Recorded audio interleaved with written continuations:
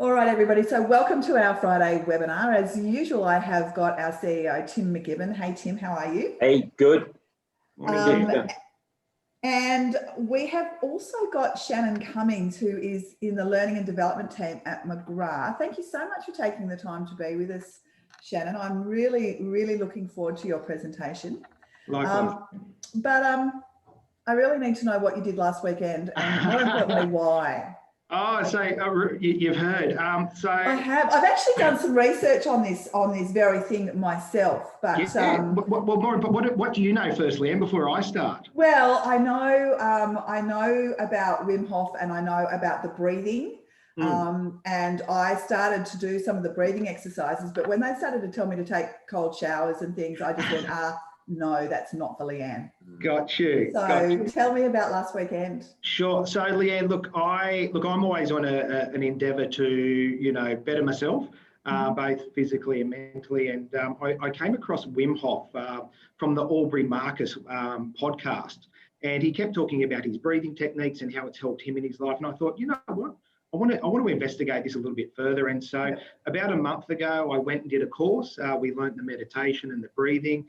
And lo and behold, I experienced my first ice bath. It was minus 1.5 degrees and did that for 3 minutes. So, yeah, very similar to yourself. I'm not one for cold showers, but I'll jump in an ice bath, work that out. So, what I'll do is I'll just going to quickly share my screen and I'll talk about how we did actually last weekend. Oh, great. Okay. Yeah. So, can everyone see Leanne, Tim? Yep, certainly can. Yeah, I'm struggling with the ice bath. There's a very unique word that doesn't have a valve in it, and that makes it unique. And it's called why. Why would you?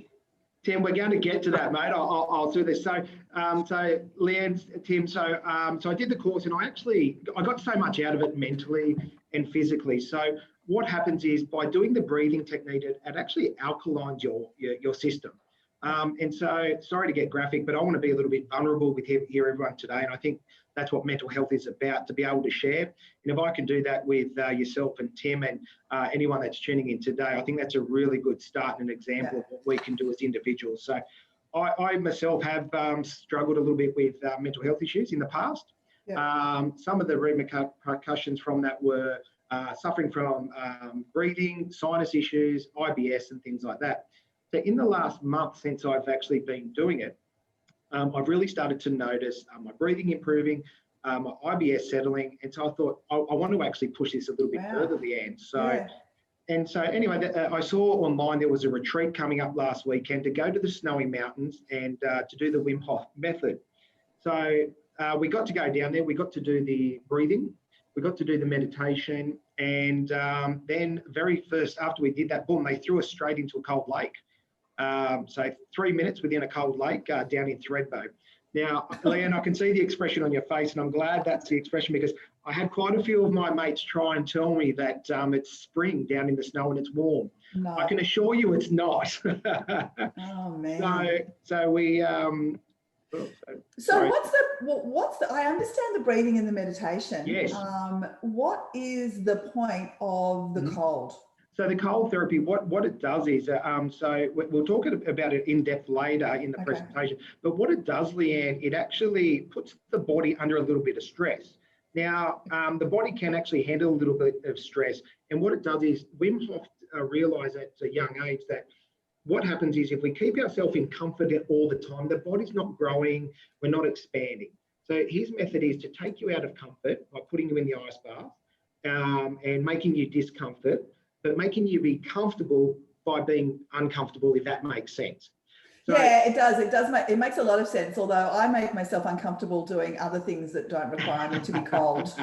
Now, Leanne, that's the difference. Now, the difference is just giving yourself a little bit of discomfort, not too much. So I've got a great graph, which I'll share with everyone a little bit later on that. But no, the ice therapy is good at around 2 to 3 minutes. The shock to the system helps calm the nerves down, and it starts to restrict the flow of blood from our hands and our feet back to our vital organs. So once we get that oxygenated blood going, it actually alkalines the body, and then we actually turn around and we can reap the benefits of that ourselves. And look, I'll put my hand up and say I didn't believe it. I thought he was a charlatan at the start, Leanne. 1 month in, and then after, you know, here I am traipsing through the snowy mountains. Oh, in shorts? In shorts, Leanne. So day one was the breathwork meditation, straight into that that dam or the river you can see there. Yeah. That water was around 3 degrees, and it actually strips the heat away from your body. So it's not as comfortable as what everyone might think, you know, based on that picture. So day two, we got up very early. We went for a 5 kilometre barefoot hike. So we started barefoot through the Kosciuszko National Park barefoot. In the snow. I'm not going to lie, my feet are probably still paying for it, Leanne. So we did that. We came back. We did our breath work and breakfast.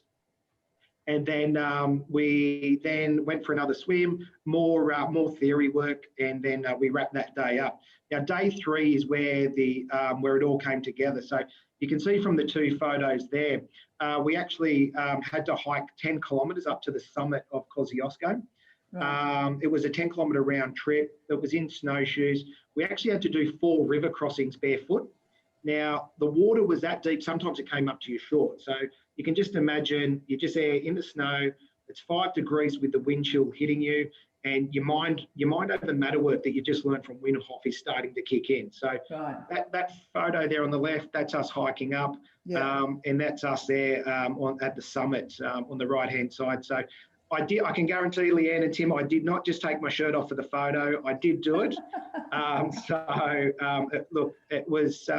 It really just proves that with the right training, you know, we really can control our mind, and it can affect ourselves and our physical body as well. And I've gotten so much out of it. Look, I'm potentially looking at becoming an instructor myself on the weekends, and potentially looking at courses for real estate agents for our high performing agents. Shannon, not to trivialise this, but yes. Is it the case though that and I've never done it, and I'm not sure I'm up for it, to be honest with you, jumping in cold baths. But if you get your qualification, I'll give it a go. But is it the case though that that when you are doing these things, that the shock level focuses everything you have on that particular issue rather than anything else that you may have going through your mind?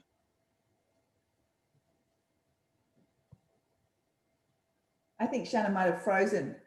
Yeah, well, which is pretty funny. Which is a little bit ironic, yes, in all the circumstances. Yeah, it's Shannon, you might have to actually jump off and reboot if you can hear me. Technology is not always our friend with these things. No, this would be my fault, Leanne, because I've only got a touch technology and it fails. Yeah, I know, exactly. You're a bit of a worry like that. So it is really interesting, though, the whole concept of pushing yourself so far out of your comfort zone. I mean, I'm a big advocate of pushing it out of your comfort zone, and my team will tell you that that's one thing that frustrates them about me, is that I insist that they push themselves out of their comfort zone. But I don't know about this cold bath. Yeah. If anybody, I mean, you and I have done, you know, we do media and this sort of thing, and I know when I first had to do that and stand in front of cameras, that was very much outside of my comfort zone. Yeah. And it's actually terrifying the first time you do that with somebody like ABC or Current Affair or any of those sorts of journalists. So you are very much in the zone, and the zone on those occasions was petrifying. Yeah. But this is what Shannon's talking about here. I think it may very well be. Here he is. Ironically, Shannon, I don't know how much of this you heard, but we were having a bit of a giggle at your. You need to unmute yourself. Yeah, there we go. Yeah, we were having something of a giggle about your circumstances because you froze. Well played, Tim. Well played. Sorry, Tim. I missed none of that. I didn't get any of that. So that's all right. So my question, and again, I underlined that I wasn't trying to trivialise this, but if you have your mind on a dozen different things, yes, and then what happens to you is that you jump in this ice bath. The only thing that is going to be on your mind at that point is freezing. Correct. And it enables you, I would have thought, to have that 100% focus. One of the challenges I have is that I'm trying to do, multiple things at the same time. And Yes. One of the courses I did, the guy described it as suboptimal activity rather than multitasking. He was very much against it. Yes. So what you're talking about here is really focusing somebody's attention on one thing. Correct. And look, I must admit, when I've done my time management courses in the past too, Tim, that's exactly right. We should be focusing solely on one object at a time. Now, it's funny actually you say about focusing on, Tim, because once you are in that ice bath, they actually teach you to turn your focus off. Now, to get into a mental state where you focus on an object potentially around you and you focus on that. And now the other way, Tim, and we're going to do a bit of a breath work exercise shortly. Oh, great. And you're sharing your screen at the moment, Shannon, and it's just your... It's not sharing, okay. Well, it is sharing, but it's not you haven't opened your presentation. Sorry, thanks, Leanne. No, technology, marvellous when it works, I tell you. Exactly. I was quite chuffed to see that you had an REINSW folder there on your... Mate, I do, Tim. Now, let's try again, Leanne. Okay. Okay. All right. Does that work now, Leanne? Can we see that? No. Okay. So you need to now share the file. Share the screen, I should say. Share screen. Okay. 3 times lucky. There we go. Hey. Okay. There we go. Beautiful. Okay. Let's try again. Okay. Okay. So yeah, Tim. So as we were saying, yeah. So it's around you work on the breath work and focusing on nothing. So when you go into a state of shock, what you'll find is the body actually is gasping for air. So we start focusing on the in-breath. Now, what happens is when you start to focus on the out-breath, it actually affects the what we call the vagus nerve, which runs from the back of your neck down to your spine. And that's what can control your heartbeat. So when you're in those freezing conditions, they get you to focus slowly on out-breath. And so instead of actually gasping for air and putting the body and elevating the heart rate, putting it into shock, you slow the body and the breath down, you focus on that. So once you start to do that, that's when you can start to have the mind and to focus and to do your the 3 minutes in the lake. So I'm up to 5 minutes in the ice bath now, but I'll only do that under observation conditions because I don't want to push it too hard.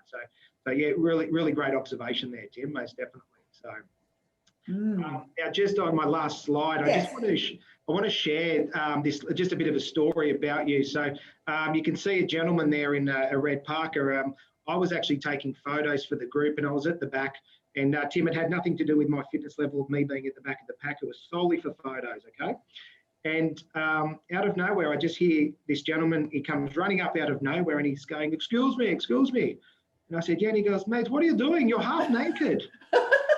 And I said, what do you mean, mate? He goes, mate, why are you in the snow half naked? And I said, oh, we're doing the Wim Hof course. And he had a laugh. But the point I wanted to make with this is this was in the last kilometre and a half of the hike. And mentally, I was starting to fade a bit. And all it took was a gentleman in a red parka to come up and make me have a laugh for me to dig in and push forward. And so I think one of the highlights for me was it's what we don't expect that can make the difference. And, like Leanne was touching on before, this corona, we've all turned a negative into a positive as an industry. And, so be prepared for the unexpected, most definitely. Yeah. And I like that quote, life doesn't change, but your perception does. It's all about what you focus on. It's so true. It's true. And we're going to talk a little bit more on that next, Leanne. So most definitely. Fantastic. So that was Wim Hof. Oh, wow. Well, I'm so glad that you shared that with us. I've been quite curious about it. So most definitely. Breathing and meditation,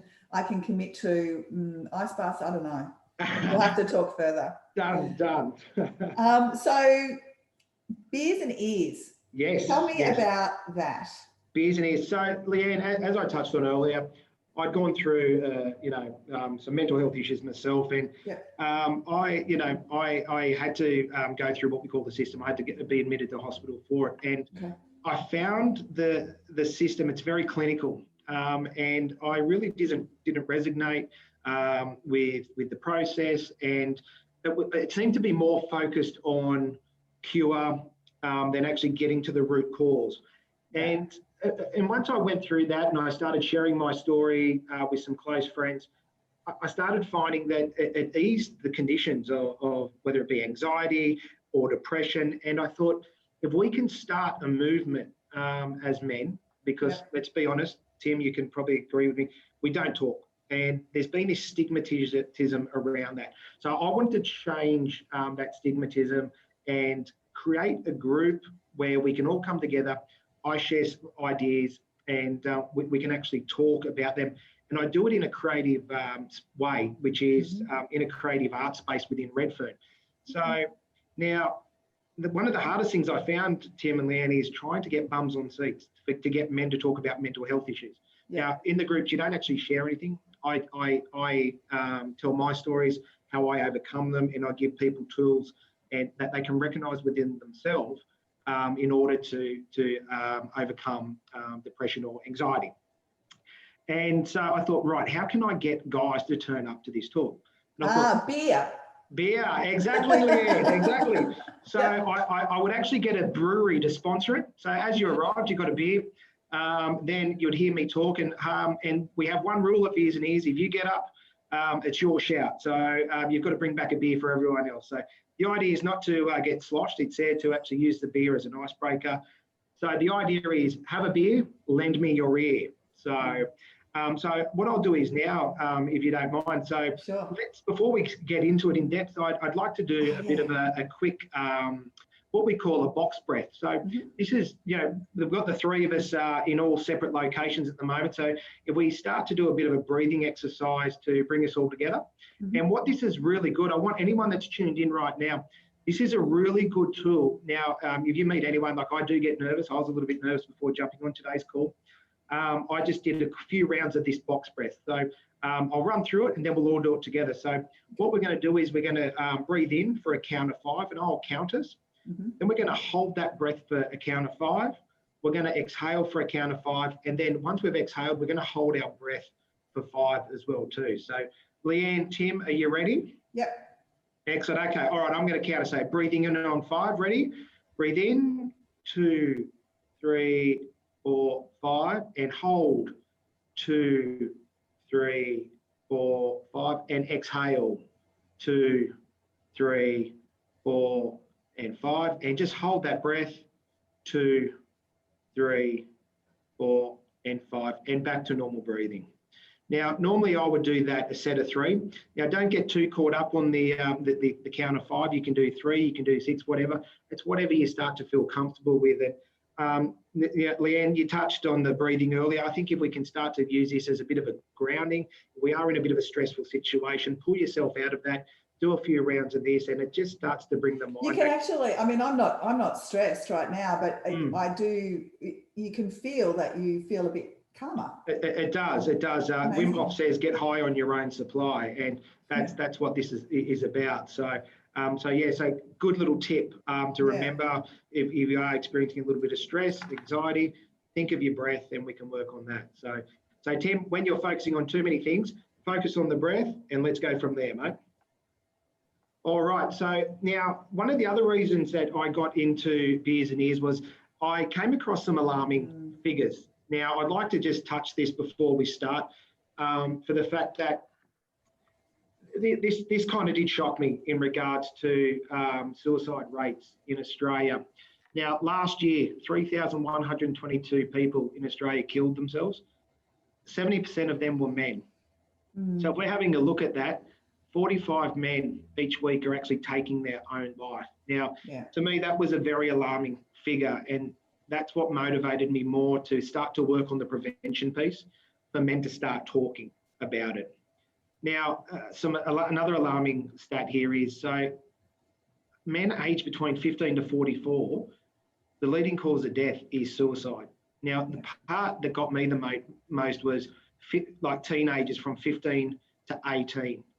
Now, what that starts to highlight to me is that, we've got a bit of a gap in society of how we're talking about it. I'm not sure if it's a generational thing from, our fathers and their fathers not talking about their feelings, how they've been affected and things like that. So So hence why Beers and Ears came about, to start that conversation around that. Suicide is the 10th highest cause of death amongst men as well. So we can see a lot of cancer there, but once we come out of diabetes, suicide is next as well. And another scary fact there is that more men are taking their own lives each year more than we're seeing in road accidents. Now, I want to ask you both a question. How many times do you see preventative ads around suicide each year versus how many you see around the death toll around roads around Christmas and Easter?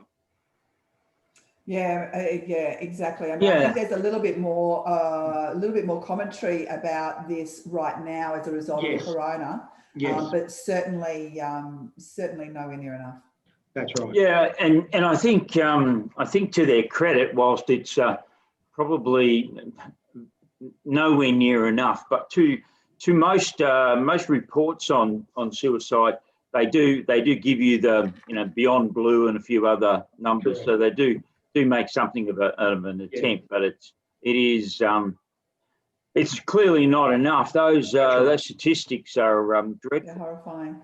Yeah, and just on those statistics too, from this same report that came out, 72% of men don't actually seek help for mental disorders. No. So out of the men that are sitting out there right now, 72% of them are experiencing something, but they actually won't talk about it, and they won't actually seek help around that as well too. And again, Beers and Ears, let's have a beer, let's have a chat about this. And I think there's other ways that we can be doing it. Look, I'm just one person, but I think it's incredible that you're prepared to come out and tell your story. It's so important, because I know a lot of men that suffer from depression and anxiety and that do have suicidal thoughts. And they're afraid to actually go out to the wider community and have the conversation because of the impact it might have on their career progression or what people are going to think of them. Correct. Correct. And out of that research too, Leanne, that it shows that those men that 72% of the men aren't seeking help, they turn to alcohol, drugs, and gambling. So they see that as their outlet. But let's be honest, they're not healthy coping mechanisms. No. In that respect. So so I think that's why I think that it's great that as an industry you're putting these talks on, and I have no doubt we'll be doing more with this work in the future. Yeah, for sure. It's something that both Tim and I are passionate about. Yeah, exactly. Yeah, it's I wish there was no need to have you here today, Shannon, but unfortunately there is a great need in our industry. So and I know that we've also given a lot of support to Rise. Yes, most definitely. For the same reason, but we do need to shine a light on this and be able to give people the comfort to know that coming out and being public about their difficulties in here is okay. Yeah, exactly. And look, from this slide onwards, we're going to be talking about a lot of self-reflection. Okay. I'm not a doctor, I'm not a psychologist. There, as you said, there are organisations, Beyond Blue, the Black Dog Institute, that people can reach out to. But I want to talk more about self-reflection and having a chat with family members, industry people that we can, we can air our thoughts with, so we can stop this rate of suicide. So. Fantastic. So, yeah. All right. So just wanted to move on. So look, that was statistics on last year. So now what's happened with Corona? Now that's expected to rise by 50% due to the economical and social impacts of the coronavirus. Now, more importantly, that's tipped to outstrip the death of the pandemic by more than 4 times. Okay. Now, this report was done based on seeing an unemployment rate of 10%. We're currently sitting at 6.5. As we all know from the budget that just came out earlier this week, we're hoping with the incentives that are put in place that doesn't get any higher. So let's look at this from a worst case scenario. Yeah. But more importantly, this is still some alarming statistics that we're looking at here as well too. Yeah. Yeah, we're just hearing the stats. We were talking to the Shadow Minister for Women a couple of weeks ago, and she was saying that the emails to refuges has gone up by 930%. like the emailing, inquiry, because people obviously can't call because they're with the perpetrator. But yeah, so there's some really horrifying stats out there. I actually saw Leanne, an ad the other day. There was, if you're actually a female and you're experiencing abuse at home, there was a hand signal that you could do to indicate to the person on the other line that you're experiencing that, because females don't have a voice. No. They can't call out, as you said. So the hand signal was like this. So if anyone starts to see that, they need to reach out to that person. Yeah. So I saw an ad for that the other day. Look, it's unfortunate that we are in that circumstance, but it is the reality of where we're at. So so hopefully we can all get together to prevent this from happening. So, absolutely. And just obviously the financial burden, it's set to cost us $5 billion in lost productivity on the economy moving forward as well. So another stat there as well, that the modelling suggests that the pandemic may give rise to 25% more suicides. So we're looking at upwards of 30% there. And that's going to be an increase between the ages of 15 and 25. Now, which is good. The government has recognised that. The government has started to put some financial things in place to help employ people in that age group. So it's good the government is getting behind it as well too. Yeah, it's important. So some alarming figures, but unfortunately, this is the fact of what we're actually dealing with based off the back of Corona. So off the statistics, so again, as Tim just touched on, it's about being the change. So let's start to break this stigma around not talking about it. Enough's enough, okay? We need to, we've seen it, based on those statistics, at some point in time, suicide's going to reach us if it hasn't already. It's going to affect you, your family, and your social group if it hasn't. It already has in my case. And the ramifications of the family, the partners, it's mind-blowing the impact that it has. It really is. And what we need to understand now, look, obviously we don't understand why people are looking at suicide, and that's why we want to try and stop. But what we need to understand is, I want everyone to understand, if you are having that, obviously reach out for help, but just understand that with suicide, all you're doing is taking the pain from one, and then by you committing suicide, you're spreading it to many. Yeah. We need to contain that. We need to put preventative measures in place to actually stop that from happening. That's why I want the theme for today's thing is to be the change. I like it. Okay. So again, Beers and Ears was around myself, sharing of knowledge and my personal experience to raise awareness around mental health issues. But more importantly, I want to use this to motivate others to, for them to help seek when they need it most, but more importantly, to actually recognise that in others as well too. All right, this is a favourite saying of mine. You can take Winston Churchill's fingers there as either a V for victory or a bit of a what to mental health issues. So I resonated with this on my personal journey. Success is walking from one failure to failure with the loss of enthusiasm. It's a matter of just picking yourself up, and we just got to keep going. Okay, it's not an easy journey, but we can do it together. Absolutely. Excellent. All right. So now I want to talk about my journey a little bit. Now, as I said, I went through a little bit of depression and anxiety, and I thought to myself, there's got to be, what can I do to find out what can I do? And mindfulness was this topic that kept coming up, and I thought, you know what, I'm going to have a look at. I'm going to do a bit of research. So I Googled mindfulness, and Lao Tzu came up with, by non-doing, all doing becomes possible. Now, I don't know about you and Leanne and Tim, I don't know what that means. So I delve a little bit deeper, and Buddha came up with his explanation of, I declare mindfulness is useful and it's everywhere. Okay, still a little bit confused, not going to lie. So last but not least, Kabat-Zinn, paying attention in a particular way, on purpose, in the present moment, and being non-judgmental. So to me, what that means is we need to be present. As Tim said, don't focus on too many things at once. And then, as I learnt with the ice bath, is focus on the one thing, but focus on it without judgment. Don't commentate. So I find when I'm walking down the road, I'm running through my mind, right, I've got a 10:30, I've got to do this, don't forget, you've got to start with the coffee. And you've got that constant mind chatter. So we want to turn around and learn how to actually stop that mind chatter ourselves. So, Leanne or Tim, have you got a glass of water or a drink bottle there? Excellent. Yeah, I got a glass of water. Okay. Fantastic. Guys, we're going to do a bit of a quick exercise. Leanne, Tim, can I get you to hold that glass of water and your drink bottle out like this, please? Okay. Now, my question to both of you is that heavy? No. Leanne? Not really. What happens if I asked you to do that for an hour? It will become heavy. It would become heavy. What about a day? I don't Whole think I day. could do it. Yeah, Yeah, whole month? I don't think I could do it for an hour. Yeah. Okay, whole month, whole year? No. So what I learned, you can put them down now, guys. I'm not going to punish you like that. Now, what I learned with mindfulness is that cup you were just holding, that represents your life. That's your job, that's your financial circumstances, that's your friends, that's your family. Now, the problem is if we don't focus mindfully enough, that cup can start to get heavy.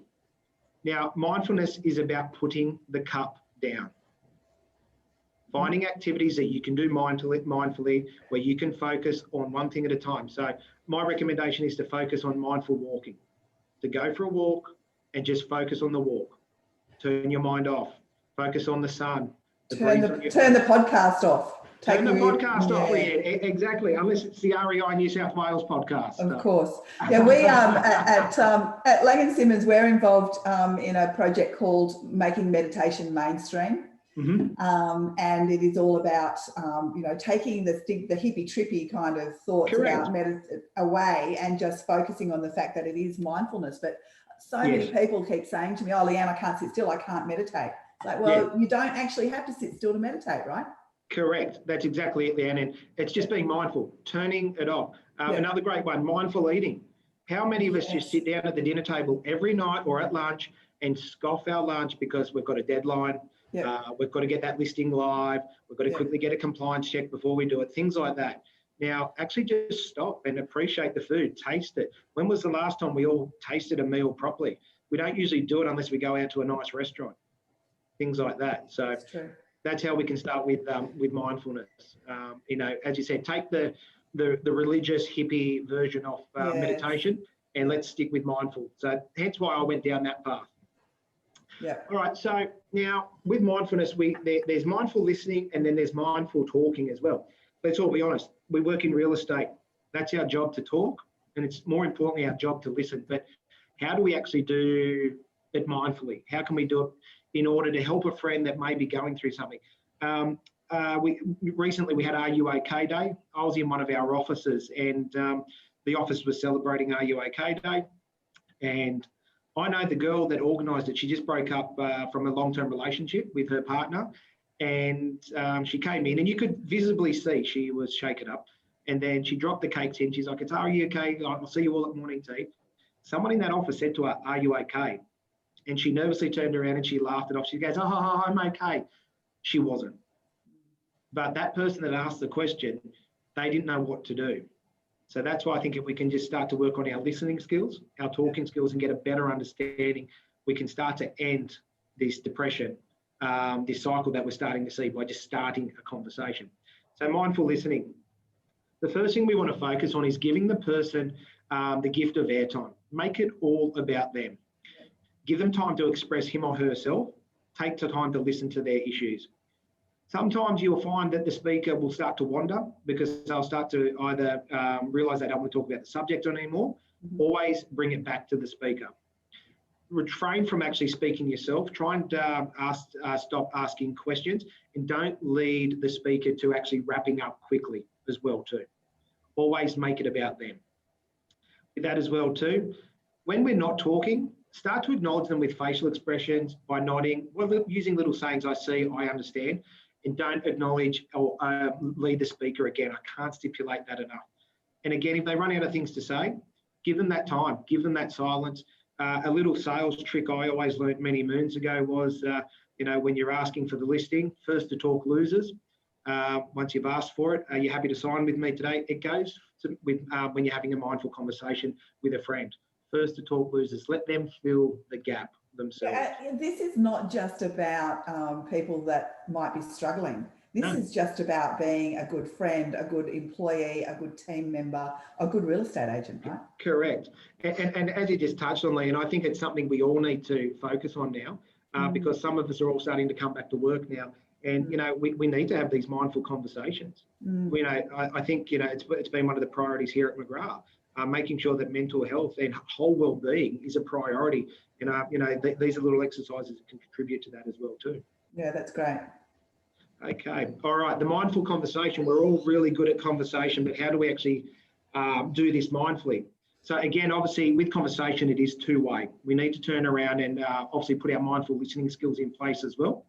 Now, what happens is we'll start to find that if we start looping, we start talking about the same thing over and over, or it's a roundabout conversation, us as a person doing the talking, we need to turn around, identify that within ourselves so we can finish that conversation. Because what you'll start to find is people get frustrated that you're talking about the same thing over and over, and we're not actually doing anything about it. How do you get somebody who is, I'm not the person who talks around and around in circles, but I have people in my world that do. So how do you get them to close the loop without being rude? Yeah, so look, I turn around, I highlight, just turn around and go, oh, look, for example, you broke up, 6 months ago. How have you found that in that time, Leanne, that, we keep discussing, how does it make you feel that we're still having that same conversation? Because at the end of the day, Leanne, I want to see you happy. What do we need to do? So we need to highlight it without actually coming across as, hey, do you mind to stop talking? Yeah. You really should be over this by now. Correct. Look, and I was guilty of it. My last breakup, I swear, all of my friends were sick and tired of me talking about it. Yeah. So I have been guilty of it. Hence why I put the looping conversation in there as well too. Yeah, good advice. And the other good advice is dipping. So when we're starting to talk and we start to find ourselves looping, just check in. Hang on a second. Am I repeating myself again? Am I looping in there as well? So start to check in on yourself as well too in regards to that as well. So 3 good little tips there with that. So what we need to understand is the main reason we don't listen to others is we get distracted by our own feelings. It's in our internal chatter. Usually it's a reaction to what that person has said to us. And it's usually something that we don't agree with, and we start to have an internal reaction to it. And what happens is we mightn't say it, but our facial expressions will show it. All right. So Leanne, as you said, you've got friends that loop, and I have no doubt your facial expressions show it, but you're not saying anything. So we just need to be mindful of that. Yeah, it's my eyes. I zone out, apparently. My eyes just sort of glaze over. So watch out for that. Good to see that you've been dipping, Leanne. Good to see. Good to see. I've got that poker face, as Leanne always tells me. Yeah, exactly. Leanne, you have to start wearing sunglasses to meetings. Yeah, I think so. It's interesting you're talking about this. I was told if you really want to freak your partner out, actively listen to them. Just really listen to them, and it's something that they haven't experienced. So, which I thought was a rather entertaining piece of advice. Tim, I wish you told me that a while ago. I mightn't be single, but anyway, that's another story. So there we go. So acknowledge that distraction. We're not there to judge them as well. If they want to let them go as well. And just always with the facial expressions, let them know that we are actively listening as well too. So. Okay, so Leanne, Tim, have you got a pen and paper there? Absolutely. All right, can I get you to grab that pen and paper? Fantastic. Yeah. All right, I'd like you to grab that pen and paper. If anyone else is following along as well too, what I want you to do is grab a piece of paper and fold it in 2 for me. I got a notebook. That's okay. That's all right, I'm on it. There we go. Nothing like throwing you in the deep end, hey, Tim? Yeah, every time you say things like that, I feel cold. Focus on one thing, Tim. So what we're going to do is just fold that piece of paper in 2. We're just going to take, that's it, fantastic. On one side, guys, what I'd like you to do is just write a few points and a few points of the things that make you happy, okay? Might be going to the footy, might be hanging out with your friends, whatever that is, just list a few points there. I don't want to hold up too much of our time, but anyone that is following along, please do this as we're talking. But Leanne and Tim, if you can just write a few points and let me know when you've completed that exercise. We need Kate to start playing some background music. We do, that's right.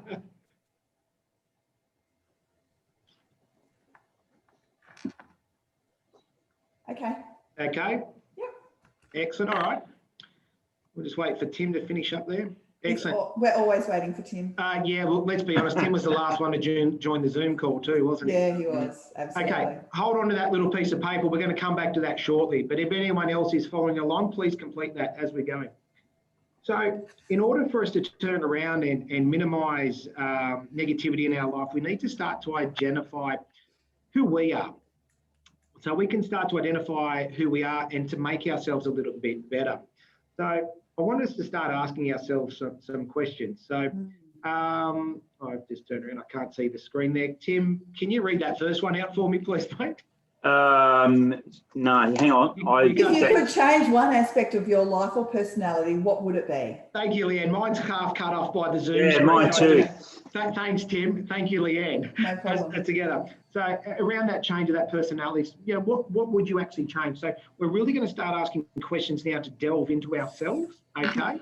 Okay. The second one is, how comfortable are you with spontaneous ideas or last minute change? Because once we start to know this, we can start planning our social life around this. We can start to identify this to our family and friends around booking ourselves in as well too. Are you a morning or an evening person? Do I prefer, I know for myself, I prefer to have my meetings done in the morning, and I'll only make, big decisions in the morning, because come 3 o'clock, I'm out. Are you your own person, or are you defined by others or your role as well? Social media plays a big one in that as well too. I think a lot of people get caught up on social media and they feel that that's their real life sometimes. Do you feel renewed by being around others, or is it critical that you have your own time? For me, it's a mixture of both.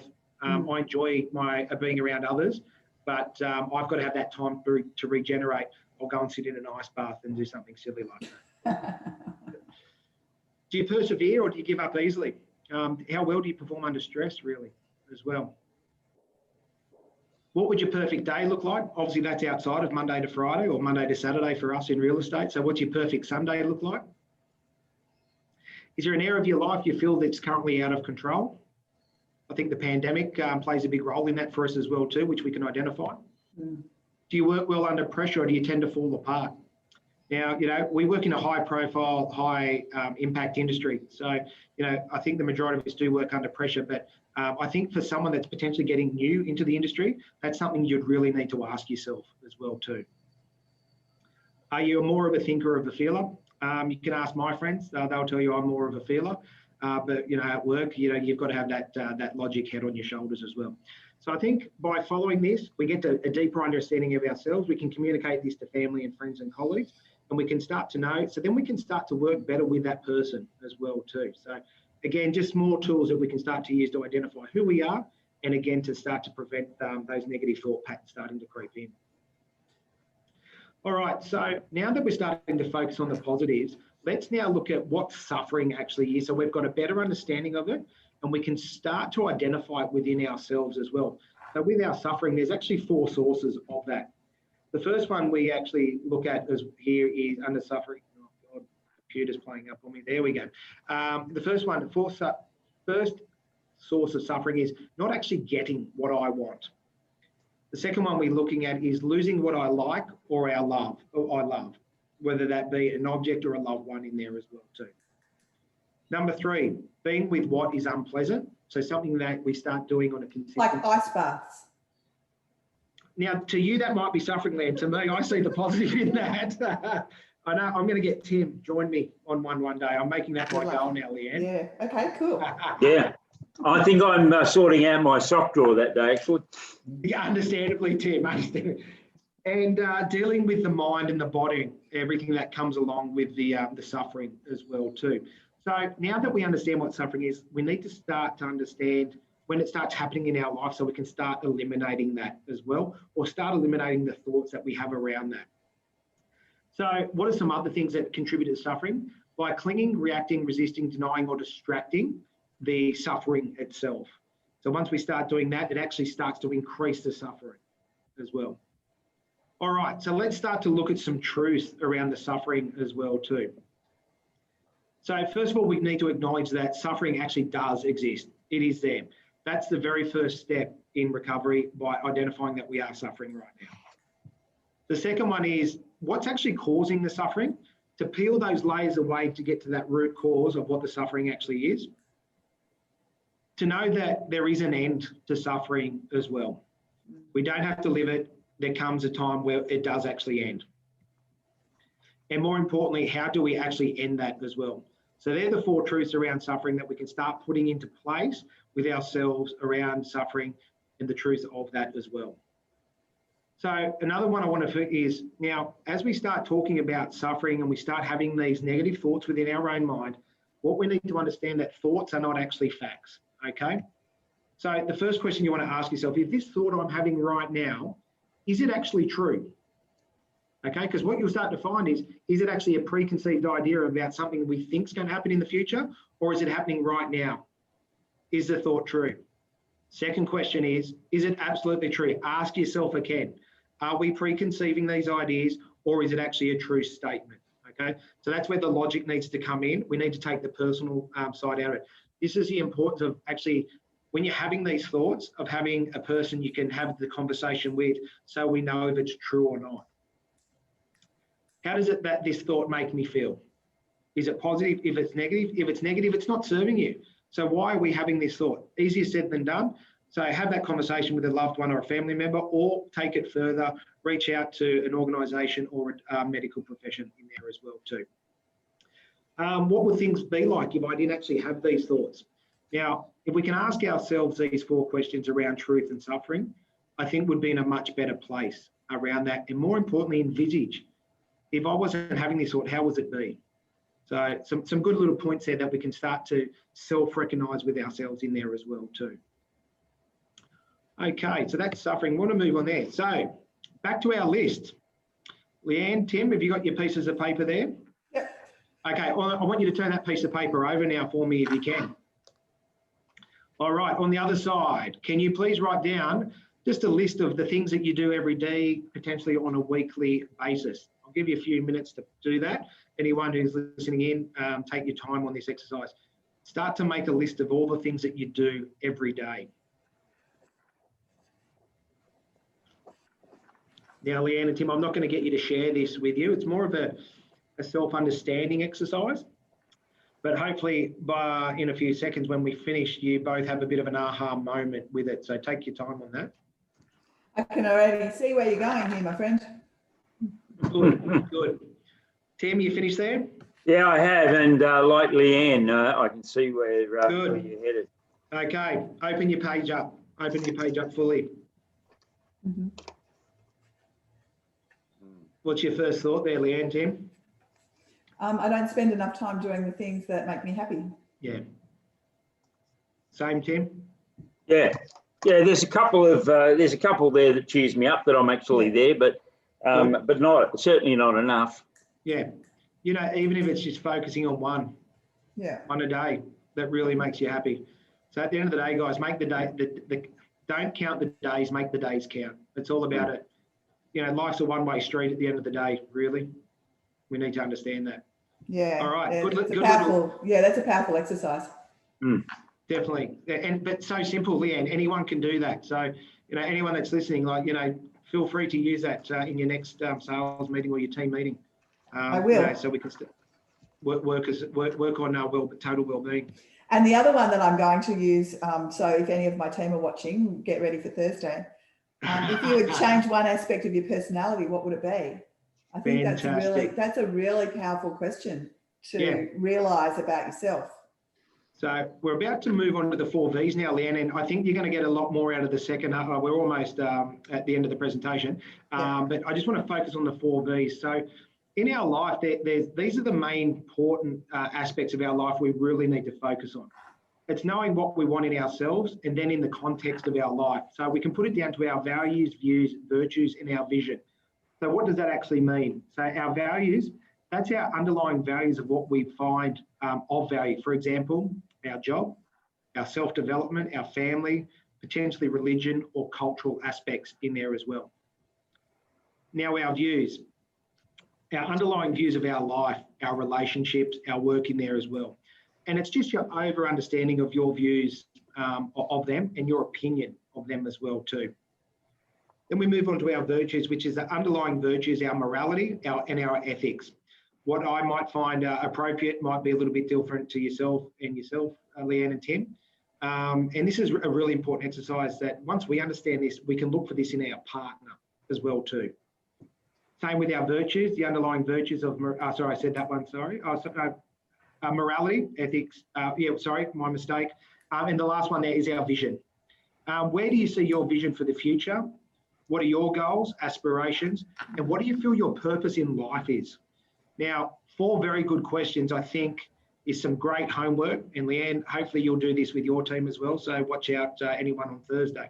But I think once we've got this, it gives us a really good role of identifying where the gaps are in our life and what we need to fulfill to have a more fulfilling life in that respect.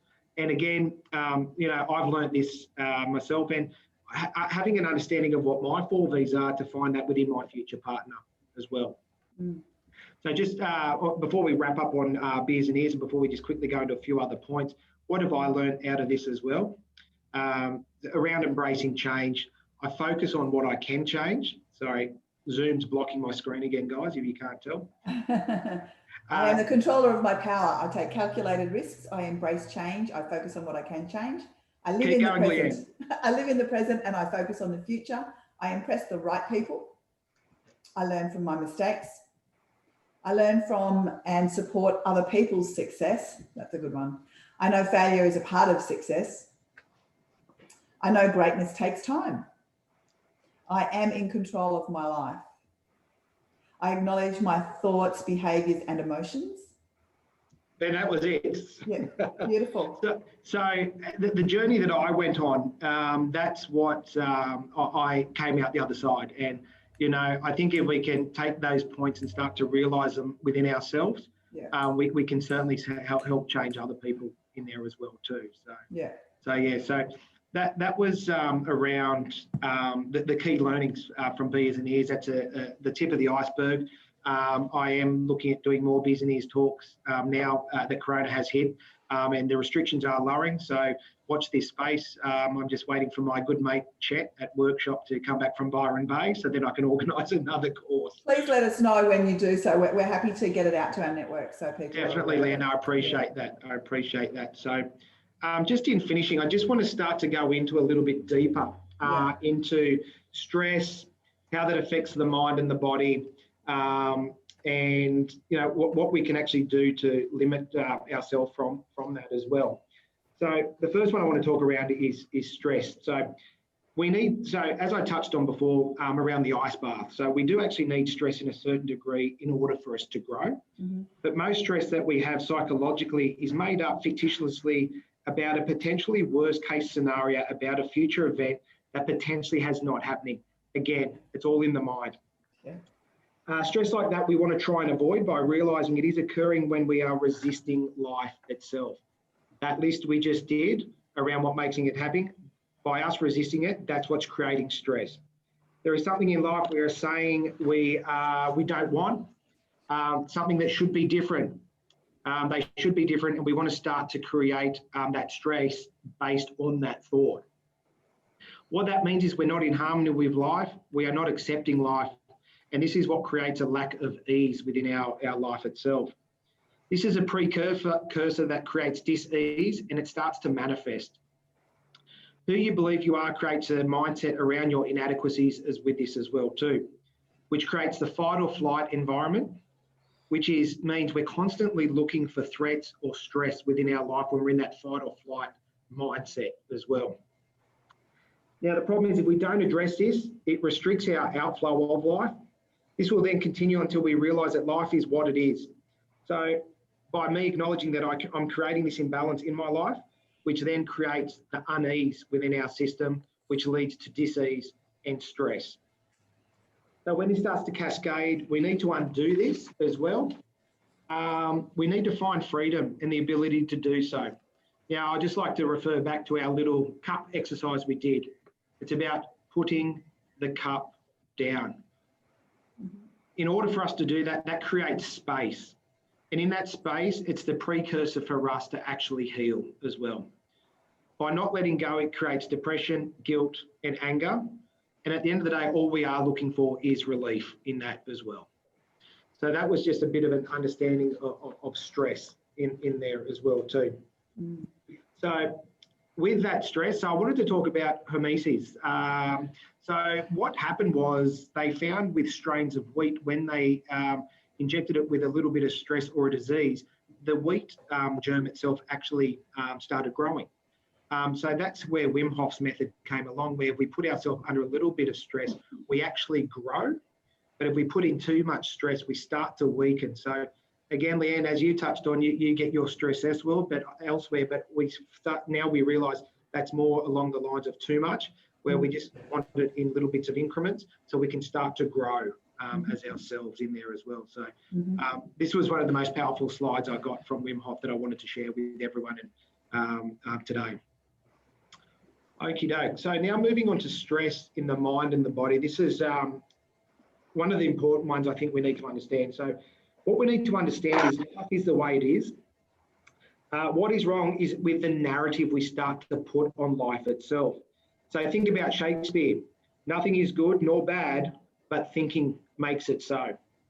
That's a very powerful statement, was written with God only knows how many years ago, but I think it's still relevant to this day. There is suffering in life, but it's how we handle it that makes the difference. Life just is. We need to let go of the emotional attachment that we have against our situations in life as well. So when we are in a state of vitality, good starts to come to the surface as well. And I've got a slide next that we'll have a look on that as well. So there is no mind-body connection. It's just all one thing. Our mind perceives and then our body starts to feel. The mind is to the body is what the parent is to the child. The child perceives and feels what the energy of the parent is putting out. Exactly the same with the mind and the body. So Shannon, I apologise, but I'm going to have to go. Yes. I'm de-stressing my life here. Our dishwasher doesn't work, and so I've just got somebody that's turned up. Yeah. So that's all right. Thank you very much. I've got a lot out of this, and I'm sure people will. I've just noticed that we've had a request for the slide, so that's a good indication. Yeah, no, I'm more than happy to show. I will just be taking the photos of me with the no shirts out, if that's okay. Whoever requested the slides. Yes, absolutely. Tim, go and fix that dishwasher, mate. Thanks, Tim. All right, so thanks, Leanne. So just picking up there. So look, in order to cure the child, we need to cure the parent. So in order to cure the body, we need to cure the mind as well. So as we know, mind is influencing, informing how the body should actually respond to stress. If the mind is constantly in disease, distress and anxiety, the body will start to prepare for some impeding situations or potential threats. So that fight or flight instinct was starting to kick in there as well too, Leanne. So with that mind, so in agents, we call this a psychological anchor. It's not a performance trait, okay? This is more of a release for realised potential. Releasing the constraint or the thought that is actually holding yourself back, okay? The best way to look at it is, and my good friend and yours too, Leanne, Kevin, is the sailor that we know. It's kind of like a sailboat with the anchor holding it back. So that's our psychological response to a negative thought that we're having. So as agents, please remember, it's a psychological anchor. It's not a performance trait, okay? It's our thoughts around particular thoughts, stresses and situations that hold us back.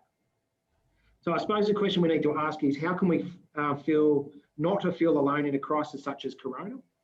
We need to ask ourselves, what beliefs can we shift that is holding us back in regards to our performance around the pandemic that's affecting our performance as an agent? You need to identify what that thought is and take that out as well too.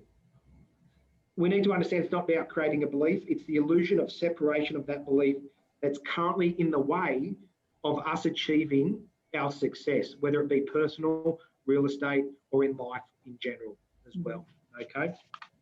So once we do that, we remove that illusion of separation, it creates the need to survive. We are taught it's up to us to do something for that change, but it's about removing the belief that's stopping us from changing ourselves. Again, we're starting to realise, Leanne, it's all us. Life doesn't change, it's our thoughts around it. Mm-hmm. So how can we be happy with the future? And more importantly, how can we be happy with the markets? I think we can probably both agree that the future and the markets are unknown. They're not a given, okay? Yeah. They are uncertainty, but what we need to understand, Leanne, is that we have to live with that uncertainty. It's our fear of that uncertainty that is bringing our stresses around that situation to the surface, which creates the unease, the dis-ease as well too. So what we need to understand is uncertainty is as much as fire is to hot. It just is, okay? Then we have to ask ourselves, how comfortable are we with that, okay? So how comfortable are we with uncertainty? We live it and breathe it and we do it every day. It's the mental barriers that we put on top of it that are actually stopping us from achieving that success in there as well too. So I know we're going a little bit deeper this time, Leanne. So, we are. but hopefully it is all making sense. So I've got a bit of a graph on the next slide here.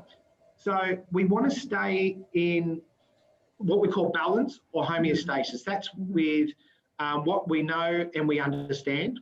And slightly out of that is our comfort zone, our growth zone before we get into breakdown. So in order for us to have a model of wellness, we need to be able to be flexible to our responses. So if we could break it down into me being well, 100%, me just being okay, or me being 100% ill, it actually restricts us. So if we start to look at our wellness, I'm in that balance of homeostasis. I'm in there, I've got the most I can move into my comfort zone. I've got the most success for growth. And then I've got more growth that I can go into before I hit the breakdown zone as well. Once I'm in the okay zone, my homeostasis starts to shrink, my comfort zone shrinks, my ability to grow shrinks, and it accelerates my path to breaking down as well. Yeah, that makes sense.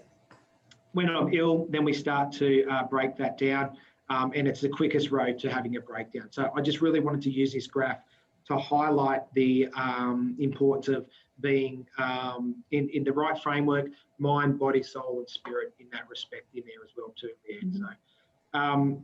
So that was a little bit deep. Hopefully it wasn't too deep there, Leanne, but it did make sense. No, it does. It makes perfect sense. Yeah, excellent, excellent. So, and there's just the last slide there. Look, from going from resistance to freedom, you know, we've got to ask ourselves, why do we have our limitations? When we start resisting what life throws us, it starts to create that inflammation and friction and stress within our body. It isn't good and bad, it just is. We just need to accept it, okay? The absence of unease is ease within our life, and life is what it is, but it always will be. So it's a matter of just accepting life for what it is, Leanne, in that respect. So, absolutely. So we want to stop that procrastination around that, dissolve our negative thoughts. Who would we be if we didn't have that sense of inadequacy in our life, and actually what we do in there as well too. So yeah. Punch today in the face. Punch today in the face. Oh, yeah. So, oh, sorry. Oh my God. Oh my God. It's okay. So that was amazing. Thank you so much for taking the time to share. Not a problem. Yeah, that was really good. Really good. Excellent. And look, I will, Leanne, I'll send over those slide decks. As I said, I will take those shirtless ones out. Sure. In there as well too. So okay, so we'll send those slides out to anybody who is interested, and we will look forward to hearing from you when Beers and Ears starts back, and we'll get that information out to our network. Most definitely, and please everyone keep out for the RISE conference as well too when that comes up as well. So. Yeah, absolutely. May, I can't remember the date now, but beginning of May. Yeah. Excellent. Absolutely. Thank you so much. And thank you. Okay, see you later. Bye-bye, everyone.